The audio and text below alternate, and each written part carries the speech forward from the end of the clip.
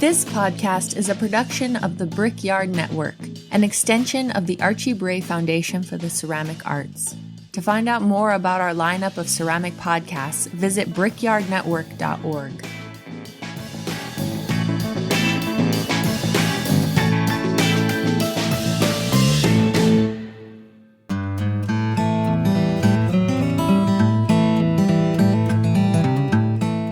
Hey, this is Erin with Cornell Studio Supply, located in the Gem City of Dayton, Ohio. As a proud sponsor of this episode and the Brickyard Network, we are happy to help you with all your pottery and ceramic sculpture needs by providing the best customer service and world-class workshops. Join us for a 3-day hands-on Cone 6 glaze mixing workshop with John Britt, July 18th through the 20th. Visit cornellstudiosupply.com to sign up. At Cornell Studio Supply, we are owned and operated for potters by potters.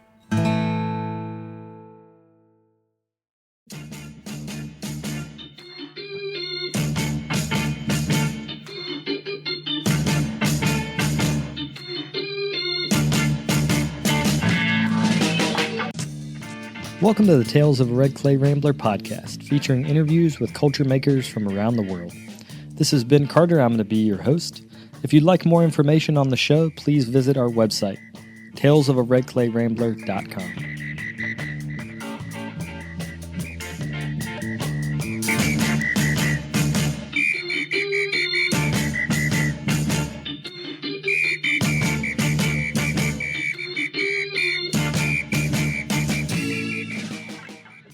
Welcome back to episode 542 of the podcast. Thank you all for tuning in. Today on the show, I'm joined by Lindsey and Donte of the Mud Peddlers. We talk about fan culture, selling ceramics at pop culture conventions like Comic-Con, as well as their podcast. We also talk about Donte's experience teaching ceramics through YouTube, and I'm amazed to say that when I teach workshops now, the majority of people have learned ceramics on YouTube, so it is a major force for ceramic learning. We also discussed the Mud Peddlers' participation in the NCECA podcast room a few years back, where they did a collaboration with Wheel Talk. If you haven't heard that episode, look through their back catalog and you'll be able to check that out. If you're going to be at this year's NCECA in Salt Lake City, come on out to one of the live tapings that will be happening throughout the day, Thursday, March 27th and Friday, the 28th.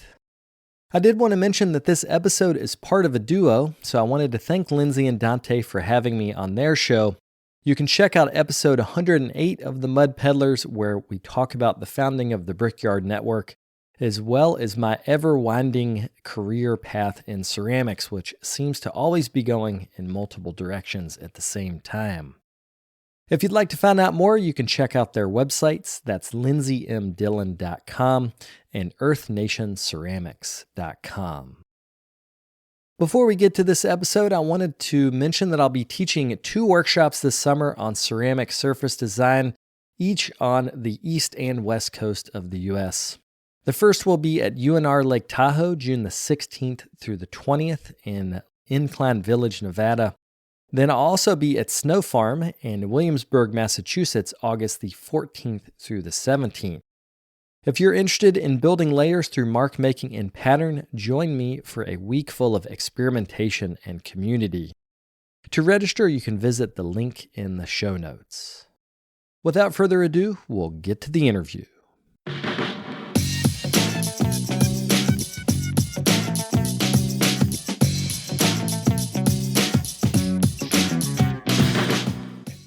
To start, I'm going to have y'all introduce yourselves because I think that's probably the easier way to go. So let's start with you, Lindsey. Can you just tell us where you are and what you do? So my name is Lindsey M. Dillon, and I am a professional ceramic artist living in Sacramento, California. And I make work, primarily functional work, but also creature sculptures that are inspired by mythology and folklore and popular culture and the world of kind of film and video game industries. I'm Donte of Earth Nation. I'm the other half of the Mud Peddlers that Lindsey M. Dillon and I do. And I am traditionally trained by Yoshio Taylor, and I started off in college. And I essentially got into ceramics by going through like a really hard time in my life. And I just, as every like heartbroken person does, you just attach yourself to something so that you can just concentrate on like work or that craft. And I got a little bit too interested in it over time. I And think you got the appropriate amount of interested in it, Dante. well, long story short, after I got out of school, I was like, well, if the government's not going to fund teaching people ceramics, and I'm okay at ceramics, can I just teach people what I know? And YouTube was kind of the vessel in which I decided to do that through. So the biggest thing that people kind of know me by is just I have a very large community on YouTube of people who have essentially become their pseudo teachers because they either don't have access to classes, they don't have the money, the equipment, the knowledge, the background, they don't know what to do. And so I've become a lot of people's pseudo teacher just because not everybody has money for classes and a kiln and a studio and land to build on and money for, like the people don't have that stuff. Yeah.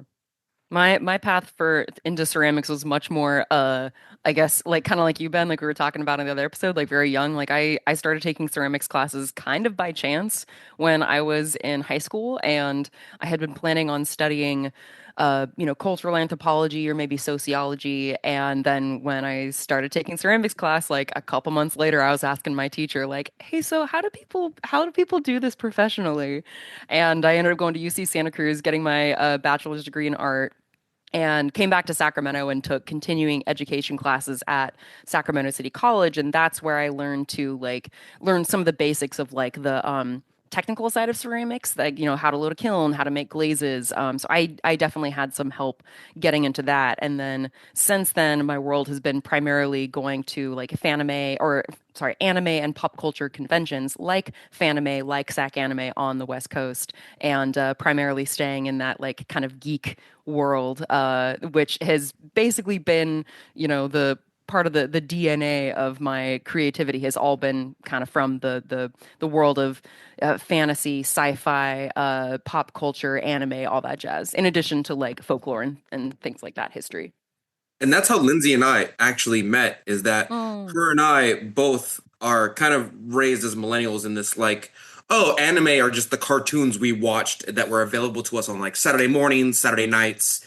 Toonami was a staple for us in the home, and so right, I miss it so much. And a Oh, my lot of heart. the shows we watched were reality TV, and they had a lot of good messaging and morality plays. Kind of like Star Trek is just all morality plays. And so we met at an anime convention because we were both selling our work under the guise of like kind of anime work.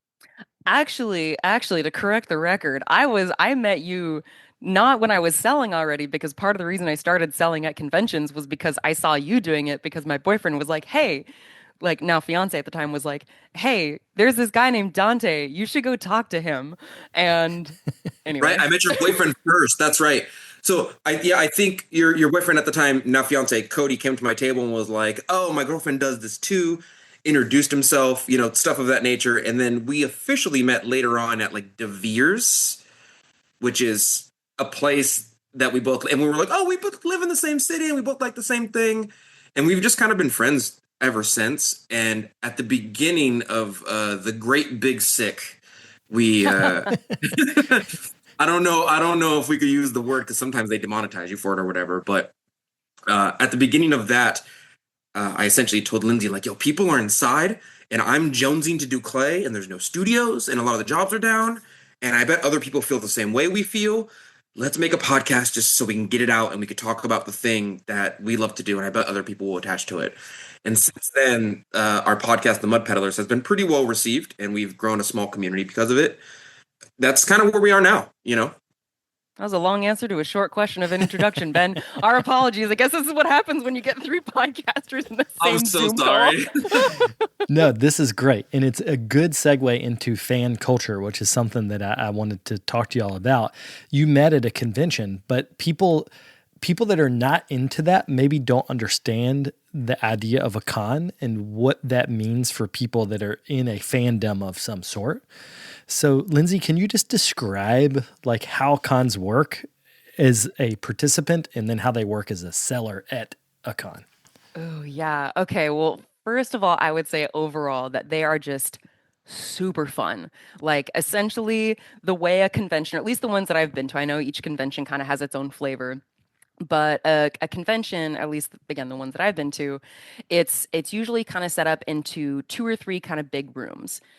There's the rooms or the panels where there are essentially guests from whatever genre the convention is around. So, for instance, for anime conventions, they usually have voice actors or animators or people who are responsible for helping to produce the media that the whole convention is centered around. You'll also sometimes have fan panels, so you'll have people who aren't in the professional sphere of anime or pop culture, but are really into a certain thing. So, like for instance, I went to a fan panel on how to what's the word? How to take photos for cosplay. So, and cosplay is like a whole other part of the culture of conventions. It's basically where people dress up as characters from, from shows, from books, from video games, or even their own original characters that they create and walk around and take pictures and all that jazz. And sometimes we'll do photo shoots. And then there's the part that I'm involved in much more now, which is the artist alley and vendor hall. So these are areas where it's usually a combination of folks who sell like mass produced items. So like the classic like Funko Pops and, plushies and things like that will sell their work. But then you'll also have smaller artists like myself who are making individual, more handmade, locally produced items. And it's its own whole community. Like you start selling at conventions and you'll get to know your booth neighbors. There's so much creativity that happens in a convention space that I would almost even recommend, even if you know nothing about anime, even if you don't really watch any, even if you aren't even like a Marvel fan or anything like that, which is such a part of popular culture these days. If you are an artist, I would recommend going to conventions simply because the place is brimming with creative energy. Like you'll see someone walking around in an 8-foot transformer outfit, that's like half, inspired by, Transformers and then combined with like an alien outfit. So you'll have like a Transformer alien and like the person inside like is an accountant or something. Like it's just amazing. So that's kind of how I would describe what a convention is and kind of how it works. And yeah, it's just an amazing space to be in creatively. It's realistically just a group of people who are like fanatics about one genre of media, right? And so I for my 9 to 5 job, I work at basically like a upper tier like retirement home, I guess you'd call it, right? And it's a very active community. They all take care of themselves, and they're awesome people. But when I explain to them the concept of a convention, like an anime convention, they don't understand it until I pick something from usually their generation, and I go, "Wouldn't you go to a group like a big warehouse full of people who are just into that one thing?" And they're like, "Yeah." Like one of them really likes Betty Boop.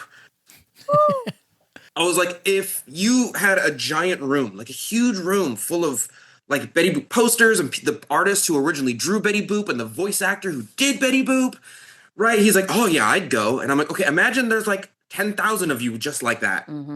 And even more so, like that's I think one of the other things that folks who folks will sometimes think about like, oh, like San Diego Comic Con and like conventions certainly get that big, but even like the ones in Sacramento like has an attendance of usually around like 25 to 30,000 people. So you can have like there are conventions of every size, like, and there are smaller conventions that focus on like more like niche aspects within like for instance like the anime subculture. um but yeah, they can be huge gatherings of people. So it's yeah, it can sometimes for folks who may not know like how big anime culture is or like the, comic book culture or things like that. I mean, now it's kind of hard to not see it because it's so integrated into our popular culture that it's not really as much of a niche. But for folks who may not understand that, it's like, oh yeah, these are big things. And as, as someone who was an attendee of these conventions for like 6 years before I started actually selling at them, it's like people go there to spend money. Like I would like save up and I'd be like, yeah, I'm ready to buy my nerd shit. Like, yes. Yeah. I really love Sonic the Hedgehog. I'm going to buy Sonic the Hedgehog stuff. I have a mug with Sonic on it.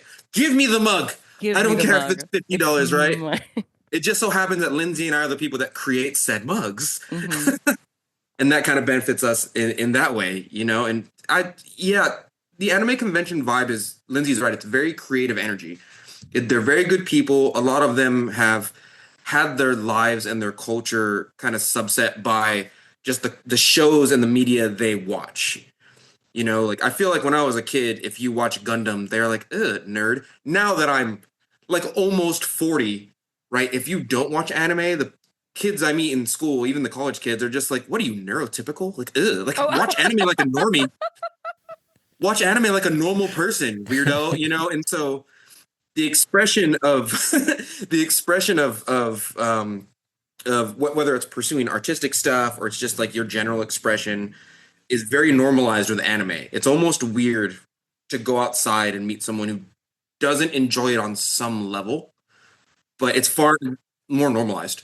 I think that's like kind of what you're talking about, Dante, is like one of the other things that is really nice about conventions is that it very much has its own culture in the sense of it's incredibly accepting, I think. Like, yeah, you'll have folks that will do like the typical like gatekeeping stuff of like, oh, you're not a real like nerd girl. But I think that's because it's so much more popular in general, the community I think has gotten a lot healthier. But it is a very accepting place for like LGBTQ folks, for like queer folks of all identities, for like gender exploration, for like uh a or I forget, oh my gosh, I'm forgetting what the term is, but folks who are not neurotypical, it's a very accepting space. So that's one of the other things that's like really nice about it is that like if you can talk to someone, like almost any stranger about like, oh yeah, I got my loop earplugs in because the sound, kind of is a bit triggering for my like neuroatypicality. And then people will be like, oh yeah, I got those loops too. Have you heard this brand? And it's really great. So anyway.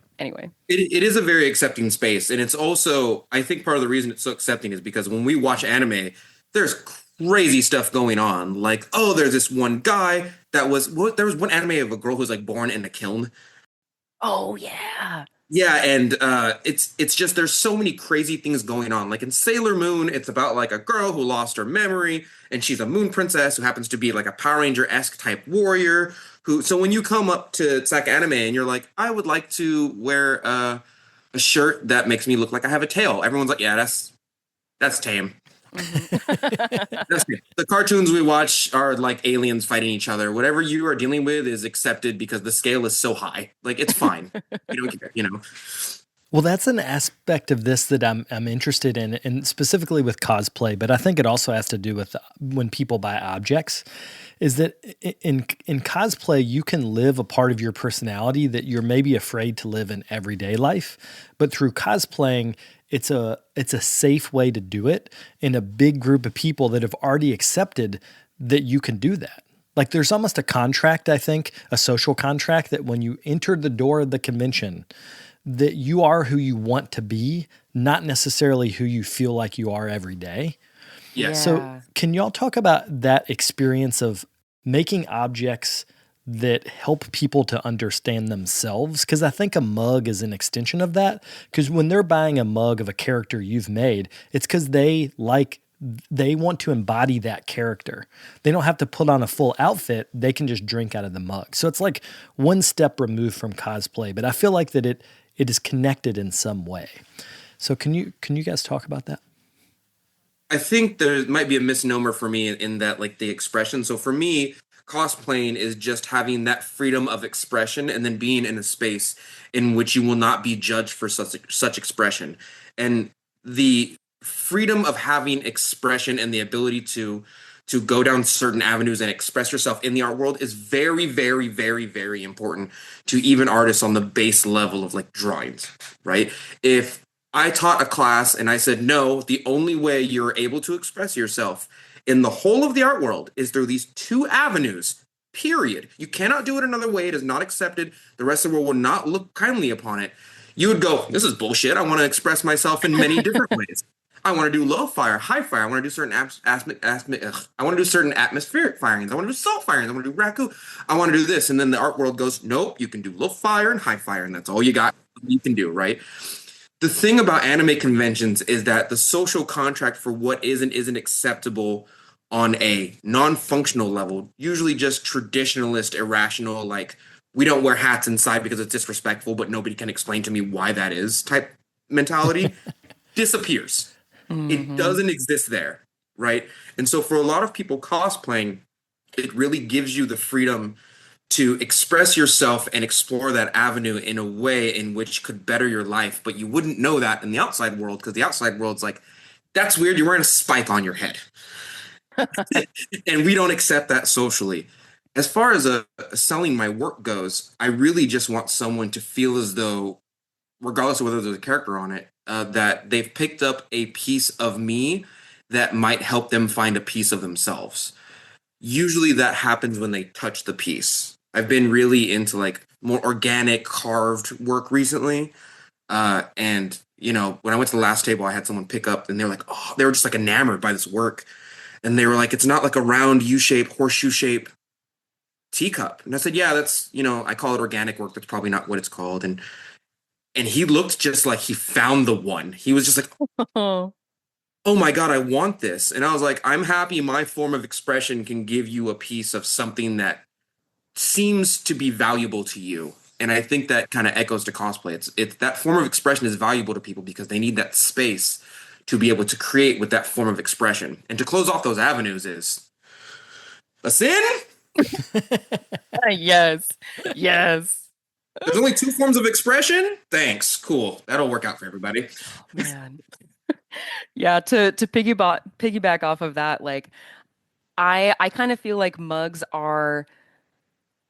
can act like a conduit. Like, since my work does tend to be more specific to certain fandoms, like I will have works that have certain characters on them or certain phrases that are specific to a show or whatever, a video game. But I feel like so much of what this culture is about in general is about connecting with stories, and that is something that is so innately human. Like, storytelling is something we have been doing basically since humans have been around. And what I like to do with my work, whether it's specific to a fandom or whether it's like a combination of a general aesthetic, like something related to fantasy and how that, connects to our history, connects to folklore, it is all about celebrating the human imagination through stories, and mugs are a way to get like a little tick of a reminder of what that story is and why you care about it. So like for me, I'm not quite sure if this is quite the right comparison, but like I have purchased mugs from people who, maybe it normally wouldn't be the aesthetic that I really like, but the way they talk about that work or what that mug represents to me is like why I bought that piece. And that is what I love to get to do, is making these pieces that are that little potentially daily reminder of something that is maybe outside someone's normal day-to-day life of, working or going to school or, raising kids or whatever. And it's a mug that reminds them of that story. Or, and it can be as simple as like, yeah, I like that character. That character's cool. Or it could be as deep as like, this show got me through a time when I was like depressed and suicidal. There's every level of connection with the stories. But no matter what that level of connection is, a mug is like a conduit. It's kind of like I don't know, like almost reminds me of like a tiny church, where you get to connect with something greater than yourself. But you get to do it in your living room, holding a little cup or wherever it is you are. So that's so much of what drives me and like what I do and why I make what I make. The times that a show has like touched a part of me that I wouldn't be able to access without what you're Lindsay's saying, like a conduit-esque type thing. Yeah. Yeah. There's 3 or 4 shows I can think of right now that I'm like, didn't know that was in there. Okay. Mm-hmm. Cool. Yup. I don't have money for therapy, but anime will do for now. We'll be right back after a quick word from our sponsors. Today's episode is brought to you by the Rosenfield Collection of Functional Ceramic Art. The collection exists as an online resource for research and inspiration, featuring photos of over 4,000 objects made by over 1,000 artists. The images are high quality and can be used with no permission required, making them a great resource for students and teachers. To find out more, visit rosenfieldcollection.com. Are you making the journey out to Salt Lake City this year for NCECA? The Archie Bray Clay business is excited to see you all there and can't wait to share some great new tools, glazes, merch, and the always popular Bray Patch and Bray Epoxy. This year, we'll be hosting live book signings with authors Ben Carter and Sunshine Cobb. all at Booth 5, right up front in the expo hall. To stay on top of new product updates, promotions, or to sign up for our newsletter, visit us at archiebrayclay.com.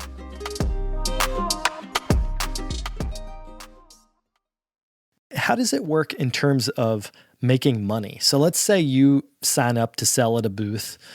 I would imagine a lot like an art fair. Like you got to plan what you're going to make, how much of this you're going to have, how much of that. But how do you set that for, like, let's say a 20,000 person convention? Like even in Sika is only 6,000 people. So like we don't really have conventions of that scale. So how do you prepare going in? I mean, for me, it has definitely been a lot of trial and error. I mean, for the first probably 4 or 5 conventions that I sold at, I did not make enough inventory and I sold out pretty quickly. I also wasn't really sure about my pricing. So I kind of started on the low end. You know, I was like, okay, I'll make this many pieces and see how I do, and I'll set them at this price. I can also say I was very lucky to have a booth neighbor at the very first like large convention that I sold at, who was like, I was like, hey, actually, it was a really cool little side note. I had been following her work for a long time, like a convention attendee, and when I found out she was my booth neighbor, oh my God, I fangirled so hard. I was so excited. So then I was like, hey, like, can I get your opinion on these prices? And she's like, girl, you got to raise those prices by at least $10. Like, and if you don't end up selling, if they slow, you can adjust it from there. So I was really lucky to have that community to kind of help me in those early stages. But I would say now what I do, and my process is still definitely not perfect, but the things that have helped me a lot the last maybe like year, so the last like 2 conventions that I've sold at, is really planning my inventory better, like writing out every single design that I have, because by now I have like over 100 individual designs that I have. I have 4 main shapes that I throw, and then I have like 6 different glaze combinations. So clearly, if I made one of each, that would be like over 1,000 mugs, and I cannot produce that much. So I have to be selective about like, okay, um, keeping like looking back at what items sold really popular last year, you know, what are the designs that are my staples? And I've over the years I've gotten a better sense of that. Although it's only recently that I've been better at keeping track of like the actual numbers and more than just the vibes.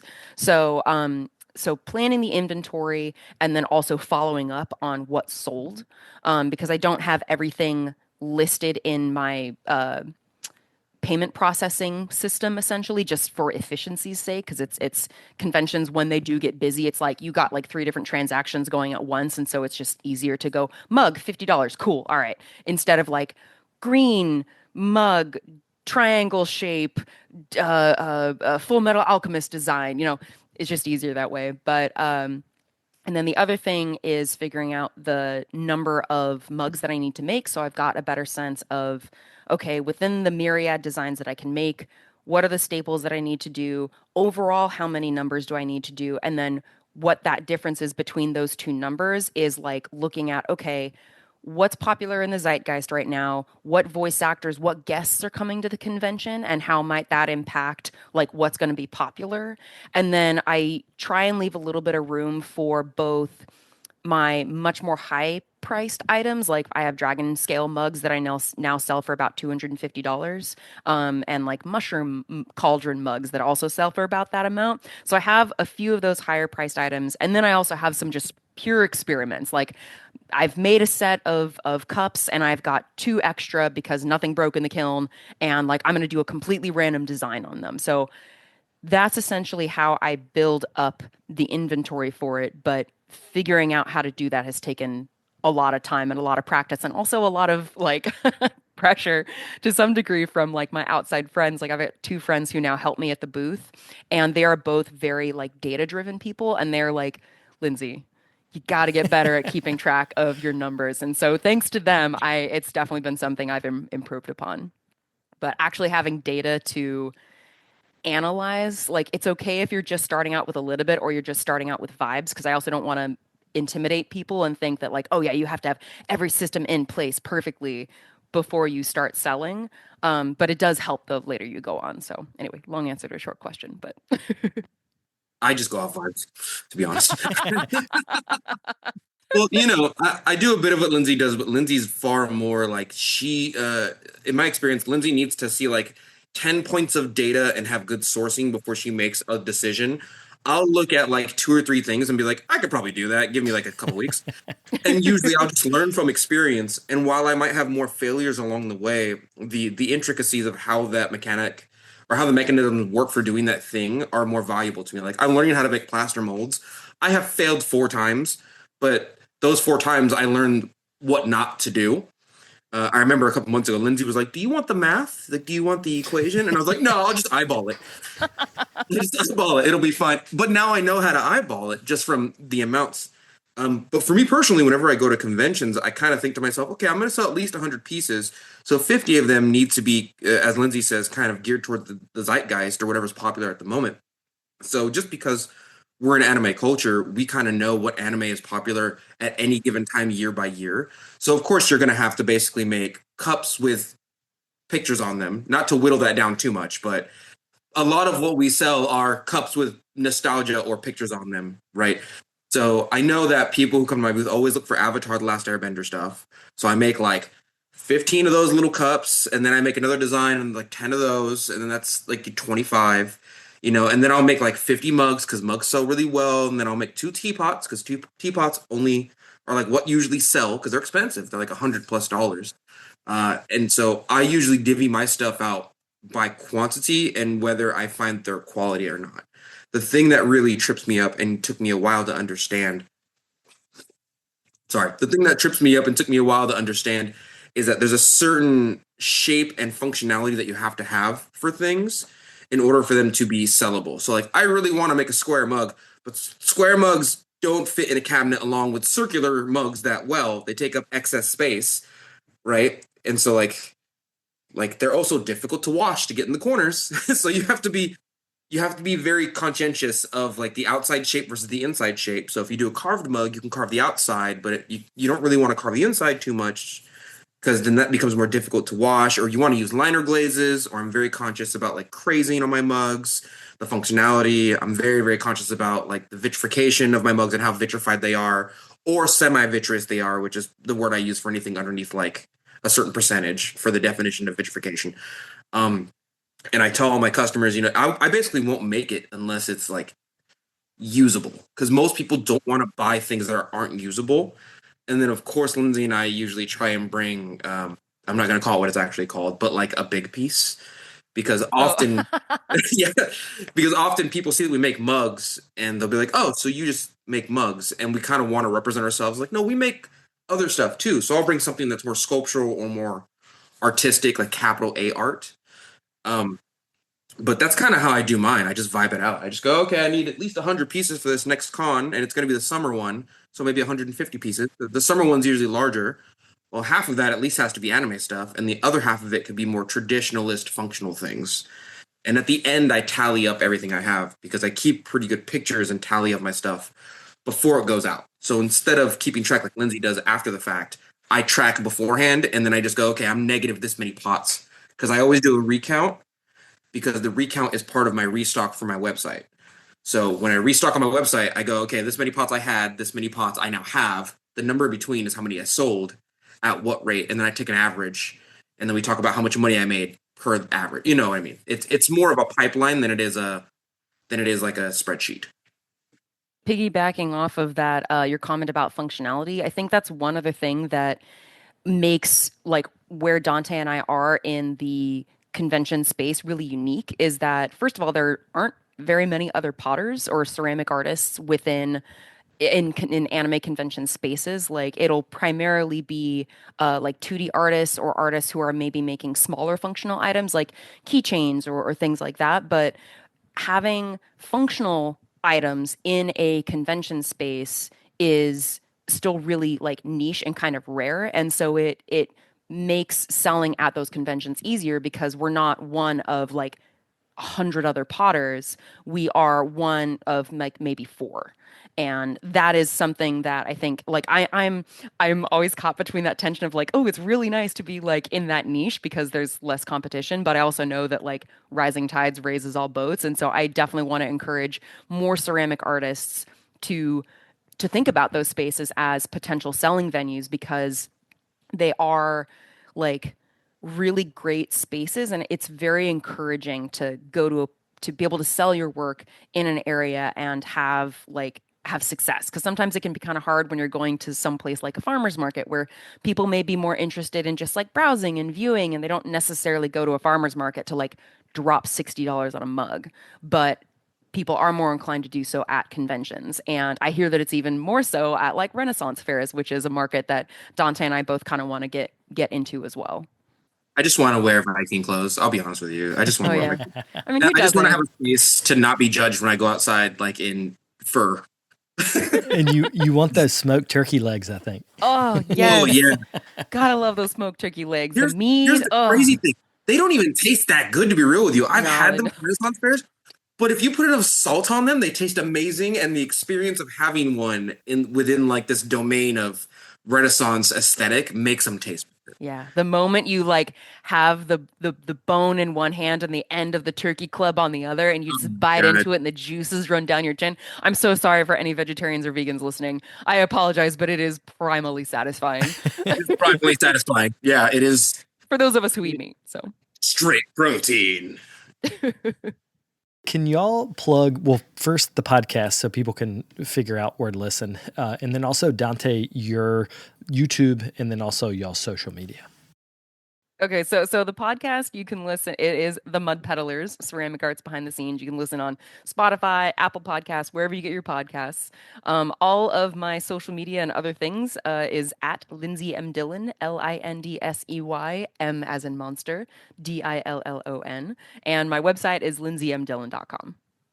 Yeah, and I am Donte of Earth Nation. Most of my handles are Earth Nation Ceramics. So Instagram, Facebook, if you type in Earth Nation Ceramics, it'll lead you right to me. If you Googled Earth Nation Ceramics, it'll lead you to me.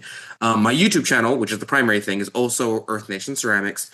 The thing that I'm really trying to drive people to right now is my website. Not to sell my pots, even though that's nice, but my blogs at this point are damn near thesis statements for college papers.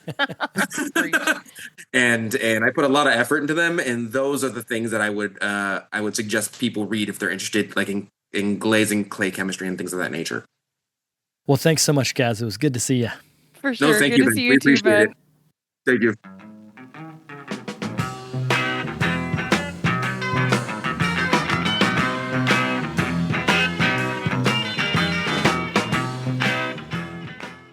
I'd like to thank Lindsey and Donte for coming on this episode. Before we go, I'd like to thank today's sponsors. That's the Rosenfield Collection of Functional Ceramic Art, Cornell Studio Supply, and Bray Clay. If your organization is interested in becoming a sponsor, we are looking for sponsors for 2025, so please get in touch at brickyardnetwork.org. I'll be back in 2 weeks with another episode. Thank you all for tuning in. If you'd like more information on the artists on the show, or if you'd like more information about the workshops and events that I'll be having in the next couple months, you can follow me on Twitter, Instagram, and Facebook under Carter Pottery. Another great way to support the show is to leave me a comment on iTunes. To do that, search Tales of a Red Clay Rambler under iTunes Podcasts, and you'll find a page that's linked to our show. Thank you guys for the support.